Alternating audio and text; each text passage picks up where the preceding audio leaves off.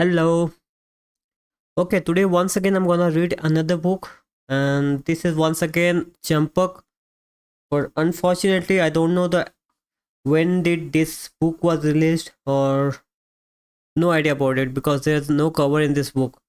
I mean, somebody has uh teared it up, so I don't know. Anyway, there's some stories. Let me read it. So the very first story is title of this story is The Sun and the Wind. One day, the son thought he needed some light exercise that would make him fresh. He decided to go over the wind's house to ask him if he wanted to go for a walk. Alright, agreed the wind. It would be nice change to do something together. Why go only for walk? Why not go traveling instead? Delighted at the suggestion, the son said, why not? Traveling to Traveling together will be real exciting. It certainly would be a change of our daily schedule. So the two friends packed their bags and decided to leave the very next day. They were happily traveling together in the sky, talking of this and that, and really relaxing when suddenly the wind the wind puffed up his cheek, exhaled by giving a great big blow. Whoosh! He exclaimed, I am mightier than you, son. What a thing to say, cried the son. Why spoil the fun when you are getting on so well together? In fact, this journey I was rather enjoying your company too, and now you are boasting of your might. I am truly more and more mightier than you.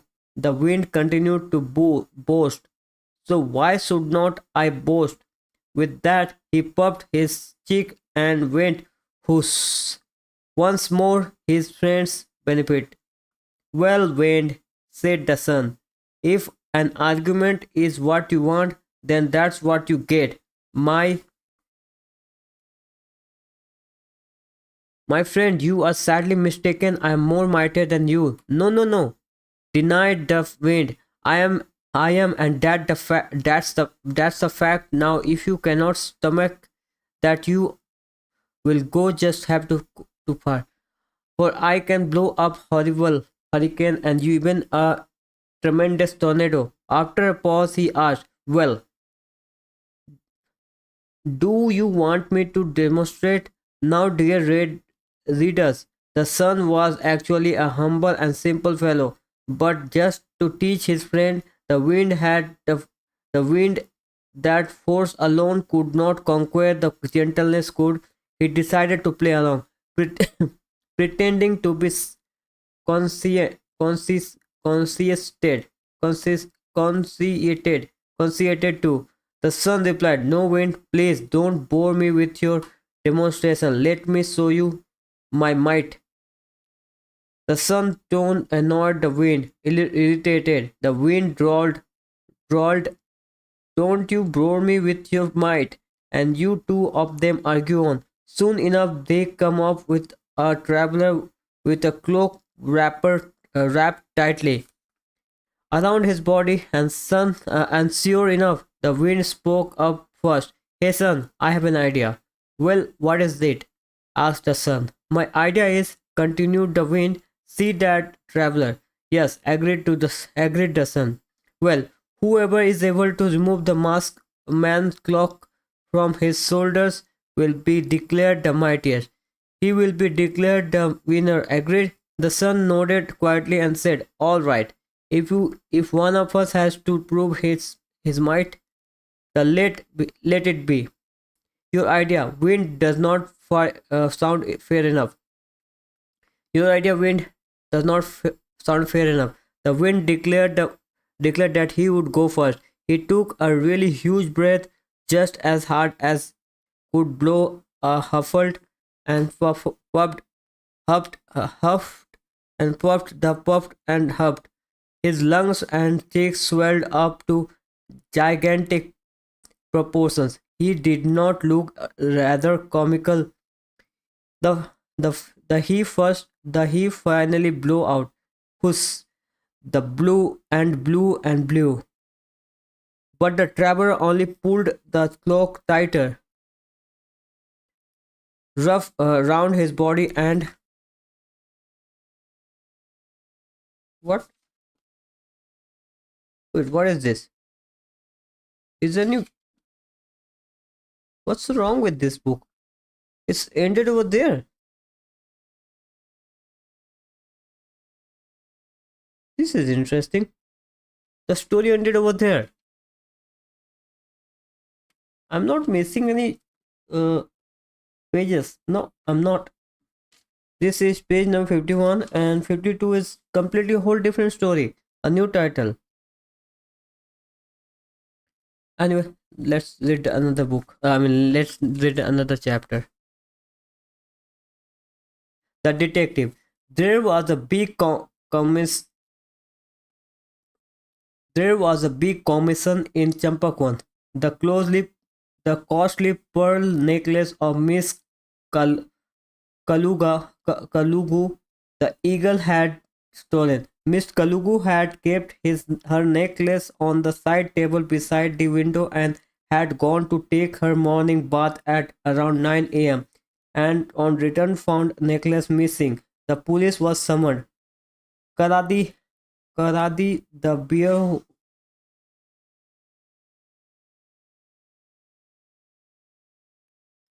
Karadi, the bear who was a police inspector, arrived on the scene and asked a number of questions. Miss Kalugu, Kalugu was wiping inconsolably, inconsolably as the necklace was her wedding gift from her husband. All the neighbors were talking excitedly. Each one, each one had his own opinion as to who the thief could be. It must be Andai, the owl, said Bunny. No, no, it is definitely Jackie, the jackal. This was the view of Cheeky Sparrow. Silent. Please allow the police to do their job, growled, growled Karadi. Both Jackie Jackal and Anadi Owl has criminal records. Jackie had been convicted earlier for breaking into Jumbo's elephant shop and stealing the sweets kept there for sale apart from Crash. Anadi also had been to jail earlier for pointing a knife at Sweet Deer and snatching away her handbag when she was returning late at night. Inspector Karadi immediately sent his constables and brought brought both Jackie and Anadi to the police station. They were both put in separate cell and then the questions began. Come on, tell me, where is Mr. Kalaguru? Kalu, where is Mrs. Kalugu's necklace? Roared Karadi. Jackie with folded hands replied, Sir, I did not steal it. Please let me go. Karadi took his lathi and gave Jackie a couple of blows. Jackie screamed in pain but still denied he stolen the necklace.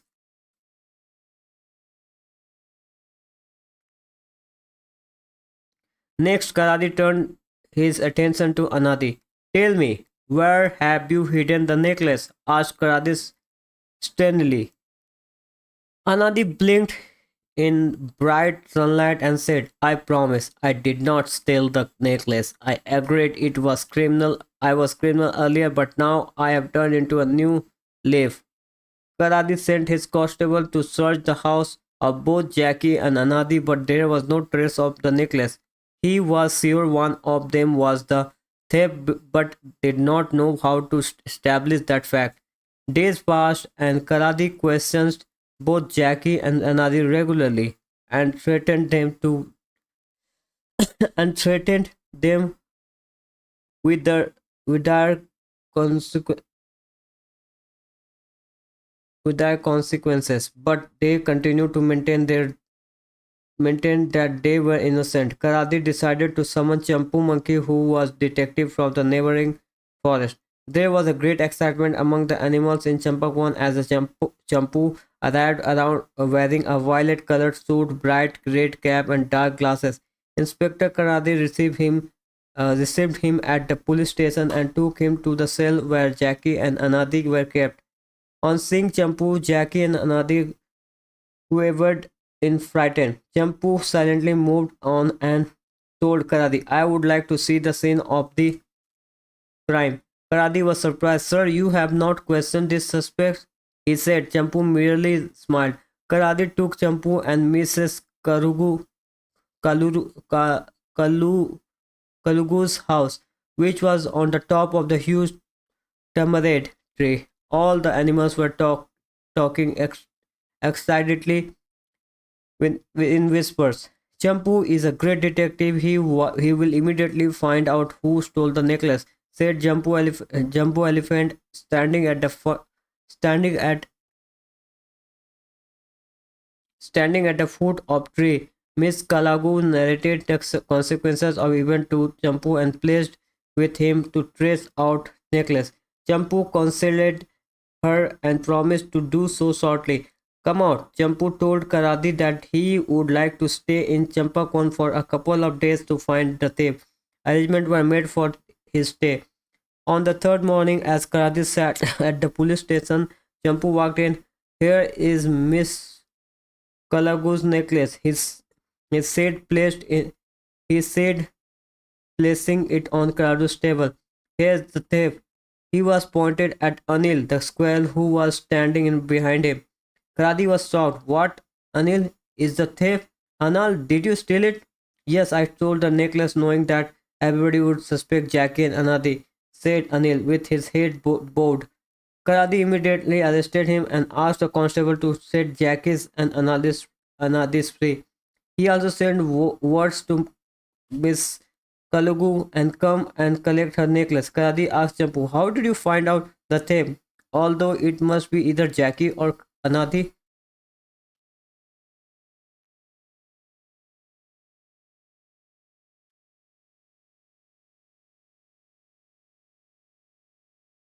Champu explained, I knew that it was not Jackie or Anadi, so I kept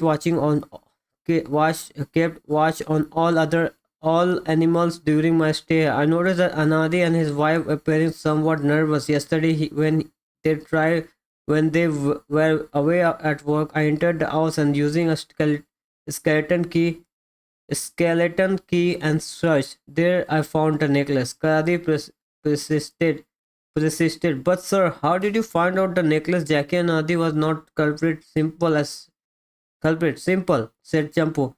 Where is Miss Kalaguru's house? It is on the top of very tall tree. Obviously, Jackie Jackal could not have done it because Jackal cannot climb tree. It could be Anadi. No, asked Karadi.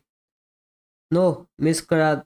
Karadi, said Champu. When did the thief occur? At 9 o'clock in the morning. 9 o'clock in the morning. Owls hate sunlight and come out only at the night, and so it could not have been Anadi. Fantastic, said Karadi, wondering why these simple things had not stuck in his mind. Meanwhile, the Kalugu had come to collect the necklace and thanked Champu wholeheartedly. All the animals praised Champu for his skill as a detective. Okay, there's a small comics, the ticket collector. Once the native villagers went to a ticket counter to buy ticket. He said, "Sir, I want to ticket for."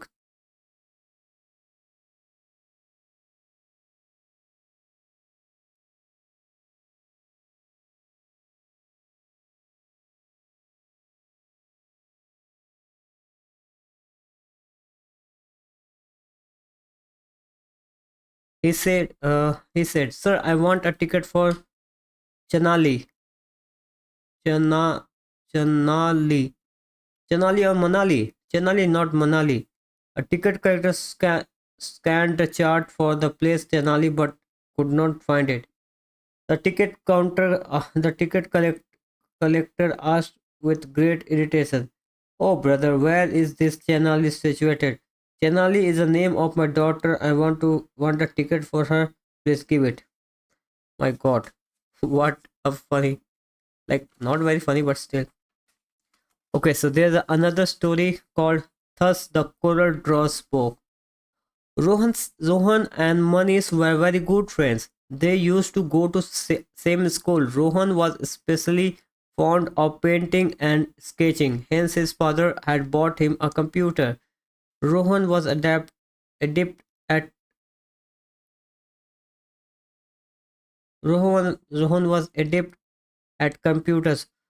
Whenever we got him time, he used to draw nervous various pictures and also fill them with the color on the computer. Manish used to see Rohan's playing with colors of Coral Draw every day.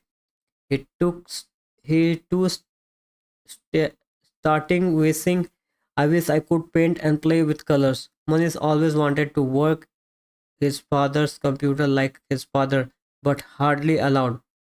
He was very young, and his father was always feared that his own computer program would get corrupted.